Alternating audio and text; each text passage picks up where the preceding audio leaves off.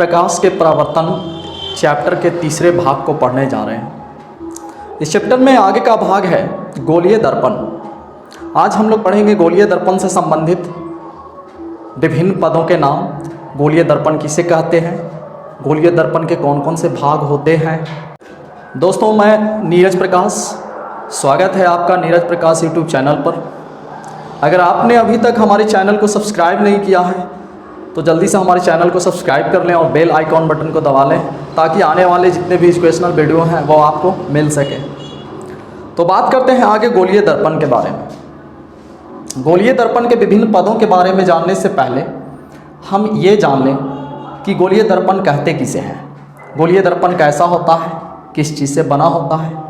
तो दर्पण का मतलब ये हुआ कि ये कांच का बना है जिसकी एक सतह कलई की हुई रहती है, रजतित की हुई रहती है, सिल्वर का पॉलिश चढ़ाया हुआ रहता है और दूसरे सतह एक अच्छा परावर्तक का काम करता है जिससे प्रकाश का प्रवर्तन होता है और प्रतिबिंब का निर्माण होता है। गोलीय दर्पण दो तरह के होते हैं, लेकिन दो तरह के दर्पण से पहले गोलीय दर्पण के बारे में जान लें कि गोलीय दर्पण उस दर्पण को कहते हैं जो किसी खोखले गोले का एक कटा हुआ हिस्सा होता है, कटा हुआ भाग होता है। गोलीय दर्पण किसी खोखले गोले का एक टुकड़ा है, जैसा कि इस चित्र में आप देख रहे हैं कि एक गोला है, खोखला गोला, और इस खोखले गोले को अगर काट दिया जाए इधर से या इधर से किसी भी तरफ से तो ये कटा हुआ भाग एक गोलीय दर्पण कहलाता है। तो ये गोलीय दर्पण दो प्रकार के होते हैं। अगर इस गोल वाले हिस्से को बाहर से कलर कर दिया जाए, सिल्वर कर दिया जाए, तब इसको हम अवतल दर्पण कहते हैं। ये अवतल दर्पण है अगर बाहर से पॉलिश कर दिया जाए तो। लेकिन यही कटे हुए भाग जो गोलीय दर्पण है, इसको अगर अंदर से कलई किया जाए, सिल्वर किया जाए, तब इसको उत्तल दर्पण कहते हैं। अर्थात खोखले गोले को दो दर्पणों के रूप में प्रवर्तित किया जा सकता है।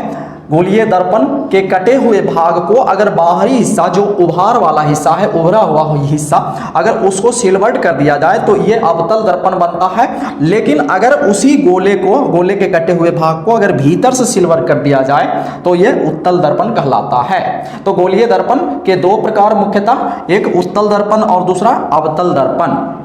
कोई पूछे कि उत्तल दर्पण किसे कहते हैं और अवतल दर्पण किसे कहते हैं, तो हम यही बताएंगे कि उत्तल दर्पण किसी खोखले गोले का एक हिस्सा है, एक कटा हुआ भाग है जिसका भीतरी सतह रजतित किया हुआ रहता है या कलई किया हुआ रहता है और बाहरी जो उभार वाला सतह है उससे प्रकाश का प्रवर्तन होता है। जबकि अवतल दर्पण उस दर्पण को कहते हैं जो किसी खोखले गोले का एक भाग है, एक हिस्सा है जिसके बाहरी भाग को रजतित किया रहता है, कलई किया हुआ रहता है और इसकी प्रवर्तक सतह धंसी हुई होती है।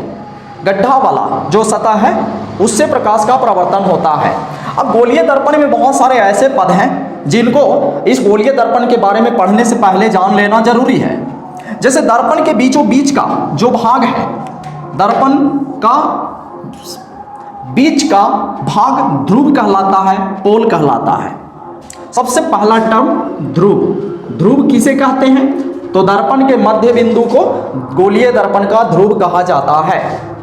उसके बाद वक्रता केंद्र किसे कहते हैं, वक्रता केंद्र गोलीय दर्पण जिस खोखले गोले का भाग है, जिस खोखले गोले का यह हिस्सा है, उस खोखले गोले के केंद्र को, सेंटर को उस दर्पण का वक्रता केंद्र कहते हैं। जैसा कि नीचे हम देख रहे हैं कि उत्तल दर्पण एक गोले का कटा हुआ भाग है। हम इमेजिन करके देख लें अगर कि ये गोला इस तरह से एक गोला होगा, ये गोला का ही एक हिस्सा है और इस गोले का जहां पर सेंटर होगा उस सेंटर को हम इस दर्पण का वक्रता केंद्र कहेंगे। ठीक ना। तो जहां तक हम देखते हैं कि उत्तल दर्पण जो होता है, उत्तल दर्पण का वक्रता केंद्र दर्पण के पीछे, जबकि अवतल दर्पण का वक्रता केंद्र उसके प्रवर्तक सतह के सामने होता है, यानी बाईं तरफ। उत्तल दर्पण का वक्रता केंद्र दर्पण के दाईं तरफ, जबकि अवतल दर्पण का वक्रता केंद्र दर्पण के बाईं ओर होता है, क्योंकि प्रवर्तक सतह दोनों का अलग अलग है। उसके बाद वक्रता केंद्र से ध्रुव तक के बीच की दूरी को हम वक्रता त्रिज्या कहते हैं। गोलीय दर्पण के वक्रता केंद्र यानी सेंटर और पोल ध्रुव के बीच की दूरी को हम वक्रता त्रिज्या कहते हैं। चित्र में अगर वक्रता त्रिज्या बताया जाए तो पीसी जो है ये वक्रता त्रिज्या कहलाएगा। और प्रवर्तक सतह, जिस सतह से प्रकाश का प्रवर्तन हो, जिस सतह पर प्रकाश पड़ती है दर्पण पर, उस सतह को प्रवर्तक सतह कहते हैं। तो ये प्रवर्तक सतह जब भी हम दिखाएंगे किसी भी दर्पण का प्रवर्तक सतह, तो हम उस दर्पण के बाईं ओर ही दिखाएंगे। तो उत्तल दर्पण का प्रवर्तक सतह बाईं ओर उभरा हुआ है और अवतल दर्पण का प्रवर्तक सतह इस दर्पण के बाईं ओर ये धंसा हुआ वाला भाग है जिससे प्रकाश का प्रवर्तन होगा। उसके बाद एक होता है प्रधान अक्ष। दर्पण में जो ध्रुव है और वक्रता केंद्र है, ये दोनों को मिलाने वाली रेखा, ये पूरा प्रधान अक्ष कहिए, प्रिंसिपल एक्सिस या मुख्य अक्ष कहलाता है। ये प्रधान अक्ष या मुख्य अक्ष। तो ये टर्म जो है अगर इसमें पूछा जाए तो पीसी या पीसी से संबंधित ये पूरा रेखा इसका प्रधान अक्ष कहलाएगा। तो अभी तक आप लोग को क्लियर हो चुका होगा कि अवतल दर्पण किसे कहते हैं और उत्तल दर्पण किसे कहते हैं। अवतल दर्पण में प्रवर्तक सतह धंसा हुआ, जबकि उत्तल दर्पण में प्रवर्तक सतह उभरा हुआ। ये क्लियर होना चाहिए। ध्रुव किसको कहते हैं? तो दर्पण के मध्य बिंदु को ध्रुव कहते हैं। वक्रता केंद्र कौन? तो गोलीय दर्पण में जो भी उत्तल हो या अवतल हो, जिस गोले का कटा हुआ भाग है उस गोले के सेंटर को वक्रता केंद्र कहते हैं और उस वक्रता केंद्र से ध्रुव के बीच की दूरी को वक्रता त्रिज्या कहा जाता है। अब हम लोग आगे बढ़े। इसके बाद दर्पण से संबंधित दो वर्ड और आते हैं। गोलीय दर्पण की फोकस और फोकस दूरी किसे कहते हैं? तो गोलीय दर्पण का मुख्य अक्ष जो है, उस मुख्य अक्ष के समानांतर चलने वाली किरणें या किरण, अगर हम एक किरण पर विचार करें तो अवतल दर्पण में मुख्य अक्ष के समानांतर चलने वाली किरण दर्पण से परावर्तन के बाद उसके मुख्य अक्ष से होकर गुजरती है इस तरह से, और गुजरते समय मुख्य अक्ष वाले जो लाइन है उस लाइन पर जहां पर वो कटती हैं, प्रतिच्छेद करती हैं, उस बिंदु को उस दर्पण का फोकस कहा जाता है। फिर से गौर कीजिए, किसी भी दर्पण के प्रधान अक्ष या मुख्य अक्ष के समानांतर चलने वाली किरण दर्पण से टकराने के बाद अर्थात प्रवर्तन के बाद वह अवतल दर्पण में मुख्य अक्ष से होकर गुजरती है। मुख्य अक्ष के जिस बिंदु पर वह प्रतिच्छेद करती हैं, काटती हैं, उस बिंदु को हम उस अवतल दर्पण का मुख्य फोकस कहते हैं। फोकस या मुख्य फोकस कहते हैं।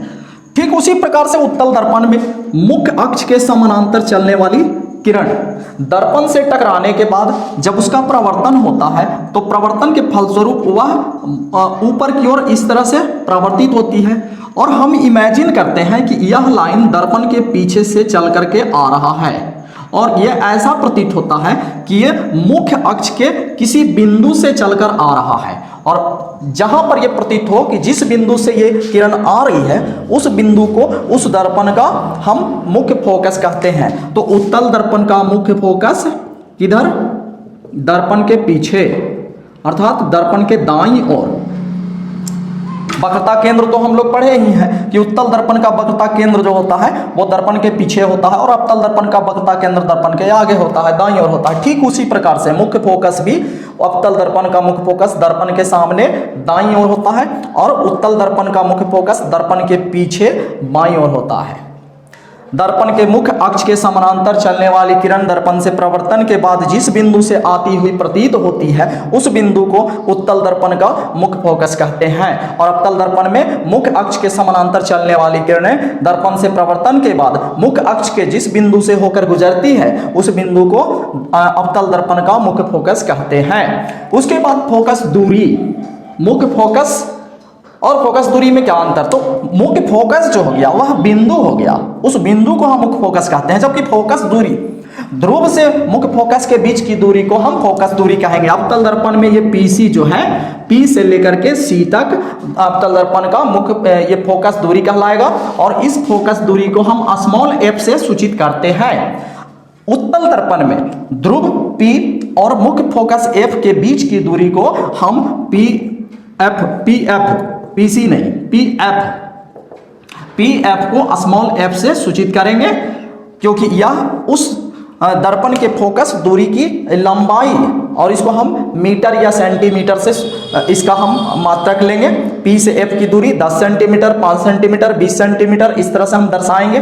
पी एफ की दूरी 15 सेंटीमीटर, 20 सेंटीमीटर। अवतल दर्पण में जो हम फोकस दूरी दिखलाते हैं f बराबर लिखते हैं, इसमें भी f बराबर लिखते हैं, लेकिन इसमें जो f बराबर लिखा जाता है, चूंकि बाईं ओर रहने के कारण इसमें हम माइनस से दिखाते हैं, -10 सेंटीमीटर, -15 सेंटीमीटर दर्पण के बाईं ओर होने के कारण। जबकि उत्तल दर्पण में जो हम फोकस लिखेंगे f बराबर, वो प्लस में लिखा जाएगा, +10 सेंटीमीटर या +15 सेंटीमीटर, जितना उसका फोकस दूरी दिया हुआ हो वो प्लस में लिखा जाएगा। क्यों प्लस में लिखा जाएगा? क्योंकि फोकस दूरी दाहिना ओर है और संख्या रेखा पर जो भी दूरी हम लेते हैं, दाईं ओर की दूरी प्लस में लिया जाता है और बाईं ओर की दूरी को माइनस में लिया जाता है। अब आप लोग को क्लियर हो गया होगा कि फोकस किसको कहते हैं। फोकस उस बिंदु को कहते हैं जहां पर वो परावर्तित किरण जहां से गुजरती है, और फोकस दूरी हम उस दूरी को कहते हैं जो ध्रुव से मुख्य फोकस के बीच की लंबाई को दर्शाता है। तो इस तरह से फोकस और फोकस दूरी के बाद फिर हम बढ़ते हैं दर्पण के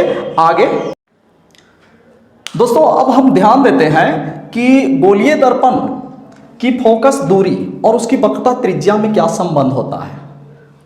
ठीक, किसी भी, चाहे वो दर्पण अवतल हो या उत्तल हो, हम एक अवतल दर्पण पर विचार करते हैं कि यह एक अवतल दर्पण है।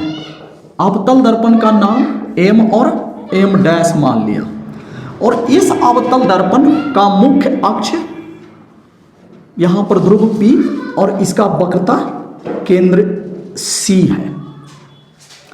PC क्या हुआ दर्पण का? PC मुख्य अक्ष हो गया। इस मुख्य अक्ष के समानांतर एक किरण पर हम विचार करते हैं जो उस मुख्य अक्ष के काफी नजदीक में हो। दर्पण से परावर्तन के बाद वह उसके फोकस से होकर गुजरेगा। पी एफ क्या हो गया? पी एफ दर्पण का मुख्य फोकस, यानी एफ हो गया मुख्य फोकस। तो पी से एफ की दूरी क्या कहलाएगी?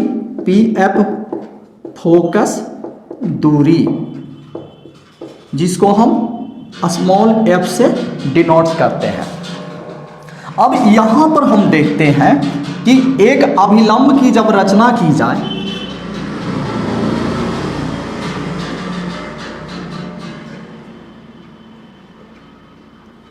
तो अभिलंब, गोलीय दर्पण का अभिलंब वक्रता केंद्र से खींचा जाता है।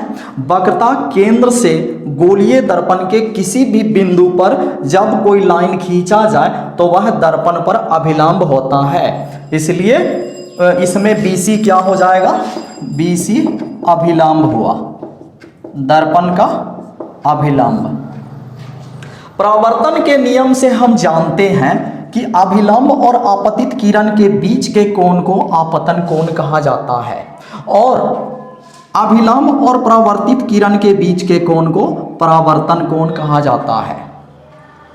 तो यहां पर हम लिखेंगे परावर्तन के नियम से, परावर्तन के नियम से कोण ABC बराबर कोण CBF,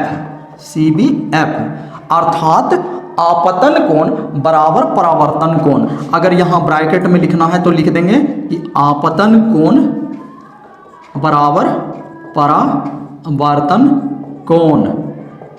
दर्पण में परावर्तन के नियम से आपतन कोण और परावर्तन कोण बराबर होते हैं। और दूसरी ओर हम देख रहे हैं कि ये AB जो किरण है PC के समानांतर है, PC समानांतर AB। जब दो समानांतर रेखाओं को कोई तीसरी रेखा काटती है, तिर्यक रेखा, तब वहां पर जो कोण बनता है, जैसे ये और ये एकांतर कोण होंगे। PC और AB समानांतर तथा BC तिर्यक रेखा, BC तिर्यक रेखा, इसीलिए ABC कोण ABC बराबर कोण BCF हो जाएगा। अब जब कोण BCF हो जाएगा तो हम यहाँ पहले वाले कोण को हम समीकरण 1 और दूसरे वाले को समीकरण 2 मान लेते हैं। समीकरण 1 और समीकरण 2 को मिलाने पर हम देखते हैं कि ABC के बराबर CBF और ABC के बराबर BCF। यहाँ लिखते हैं समीकरण 1 और 2 से ये दोनों का दाहिना पक्ष अगर हम बराबर करें तो कोण CBF बराबर कोण BCF आ जाता है। और CBF और BCF ये दोनों ही ये त्रिभुज के अंदर का कोण है। ये लिख दें, ये त्रिभुज BCF के कोण हैं। अब त्रिभुज के अंदर का जब दोनों कोण बराबर हो जाए, किसी भी त्रिभुज के अंदर के दो कोण जब आपस में बराबर हो जाए तब ये त्रिभुज समद्विबाहु त्रिभुज कहलाता है। तो यहाँ पर त्रिभुज BCF समद्विबाहु त्रिभुज हो जाएगा। समद्विबाहु त्रिभुज, जो दो कोण आपस में बराबर हुए उन दोनों कोणों की सम्मुख भुजाएं आपस में बराबर होंगी। और तो हम देख रहे हैं कि BCF की सम्मुख भुजा BF और CBF की सम्मुख भुजा CF। तो यहाँ पर BF और CF आपस में बराबर हो जाएंगे। अब हम विचार करते हैं कि जो दर्पण का जो ध्रुव है P, उस ध्रुव के काफी नजदीक में B है। यदि B दर्पण के सन्निकट हो अर्थात इसके काफी नजदीक हो, तो जितना B से F की दूरी है उतना ही P से F की भी दूरी होगी। BF और PF आपस में बराबर हो जाएंगे। तो BF के बराबर पहले से CF है और अब PF के भी बराबर CF हो जाएगा, इसीलिए PF बराबर भी CF। PF और CF बराबर जब हो जाएंगे, दोनों हिस्से ये और ये भाग दोनों बराबर, तो हम अगर यहाँ से PF केवल निकाल लें तो PF पूरे हिस्से का आधा हो जाएगा। पूरा हिस्सा यानी PC का आधा, चूंकि ये दोनों हिस्सा बराबर है आधा आधा, तो PC के आधा। और PF को हम किस चीज से सूचित करते हैं, तो PF क्या है, ये फोकस दूरी है। फोकस दूरी, P से F की दूरी को हम फोकस दूरी कहते हैं। और P से C की दूरी अर्थात ध्रुव से वक्रता केंद्र के बीच की दूरी को वक्रता त्रिज्या कहा जाता है। वक्रता त्रिज्या बटा 2। ये संबंध हुआ कि गोलीय दर्पण की फोकस दूरी उसकी वक्रता त्रिज्या की आधी होती है। फोकस दूरी की जो लंबाई होगी वो R की आधी होगी। ये क्लियर हो गया। चाहे दर्पण उत्तल हो या अवतल हो, उस दर्पण की फोकस दूरी उसके वक्रता त्रिज्या की हमेशा आधी होगी और वक्रता त्रिज्या फोकस दूरी की दुगनी होगी। R का मान निकालना है तो 2F, वक्रता त्रिज्या जितना दिया हुआ है, अगर वक्रता त्रिज्या 10 सेंटीमीटर तो फोकस दूरी 5 सेंटीमीटर, और अगर फोकस दूरी 10 सेंटीमीटर तो वक्रता त्रिज्या दुगनी यानी कि 20 सेंटीमीटर होगा। अब आशा करते हैं कि आप लोगों को इतना क्लियर हो गया होगा। विशेष हम फिर अगले टॉपिक में आप लोगों को फिर से समझाएंगे। तब तक के लिए नमस्कार।